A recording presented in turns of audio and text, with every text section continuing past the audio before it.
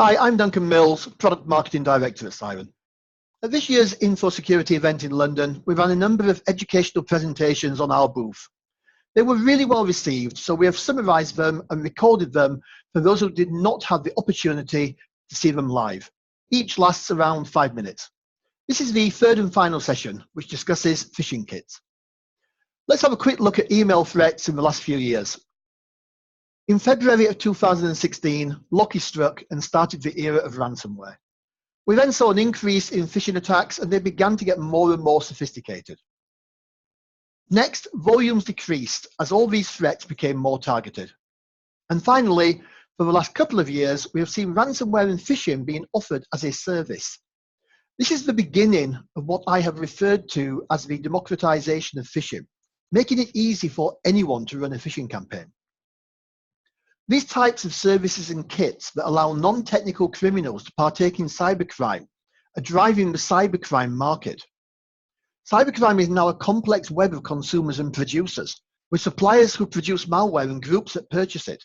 There are online marketplaces where stolen information and the tools to participate in cybercrime can easily be acquired. To put the size of the global cybercrime market in context, consider these numbers. Stolen smartphones are big business at $30 billion. Vehicles, $45 billion. Cocaine trafficking, $85. And credit cards, $114. Now consider the global cybercrime market is worth $450 billion. This is in part due to how relatively easy and risk-free it is to get involved. During the live presentations at Infosec, we asked this question. Very few people got close to the correct answer, which is just over 25%. Why? Office 365 has become a victim of its own incredible success in the same way that Windows became a major target for malware. If a criminal can steal a user's Office 365 credentials, they can log in, monitor communications, and send internal emails that appear to be from the user. Email security sits at the gateway and was not designed to protect against account takeover attacks. The worst outcome is when the credentials of a senior exec are stolen and can be used to launch a business email compromise attack.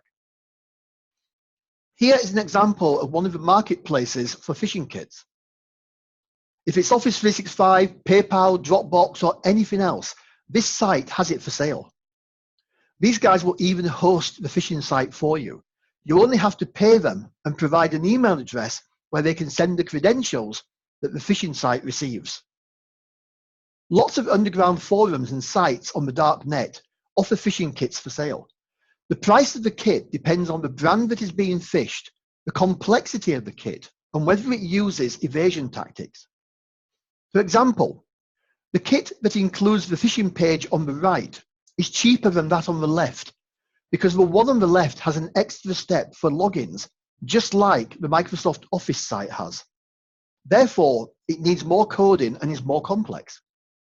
Some phishing kits are very well produced, but others are badly written and can be easily spotted as soon as you access the page. You get what you pay for. Some are very complex and try anything to fool the user to enter his credentials. When the victim opens what he thinks is his email account, it starts to load the mailbox and then acts as if it has failed. And then the user is requested to re-enter his credentials. This extra step of the mailbox failing to open adds an element of additional authenticity to this scam. Thanks for your time, and I hope this short session was useful. You can find lots more information about all three of these subjects in the Cyren Security Center and Resources section of Cyren.com.